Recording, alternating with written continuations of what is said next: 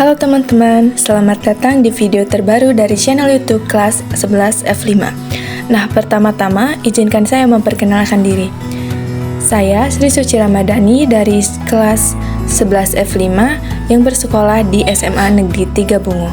Sebelumnya sudah banyak nih teman-teman dari kelas F5 yang sudah membuat podcast sederhana mengenai kebijakan moneter dan juga kebijakan fiskal. Nah, dan pada hari ini kita akan membahas topik mengenai kebijakan fiskal. Apa aja sih yang akan dibahas? Tolong tonton videonya sampai habis ya. Nah, secara sederhananya, kebijakan fiskal adalah penggunaan anggaran pemerintah, yaitu pengeluaran dan juga pajak, untuk mempengaruhi perekonomian suatu negara. Nah, biasanya tujuannya ini bisa bermacam-macam, mulai dari menstabilkan perekonomian, kemudian mendorong pertumbuhan, sehingga mengurangi pengangguran.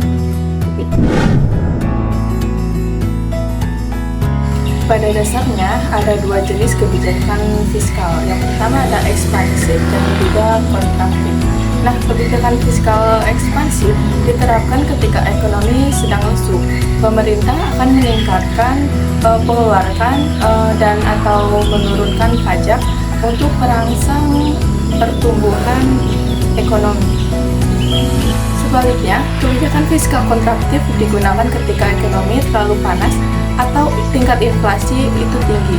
Pemerintah akan mengurangi pengeluaran dan atau menaikkan pajak untuk mendinginkan suatu perekonomian negara. Nah, mari kita lihat beberapa contoh nyata. Salah satu contoh terkenal dari kebijakan fiskal ekspansif adalah program pemulihan ekonomi nasional yang diluncurkan pemerintah Indonesia selama pandemi COVID-19.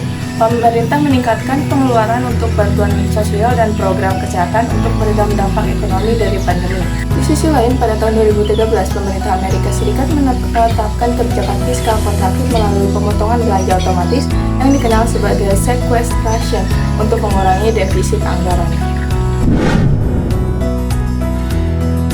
Kebijakan fiskal yang efektif membantu mengurangi pengangguran dan meningkatkan pertumbuhan ekonomi. Namun ada juga risiko seperti peningkatan defisit anggaran dan utang publik untuk pengeluaran pemerintah tidak dikelola dengan baik. Selain itu, dampak kebijakan fiskal juga bisa berbeda-beda tergantung pada kondisi ekonomi dan respons sektor swasta.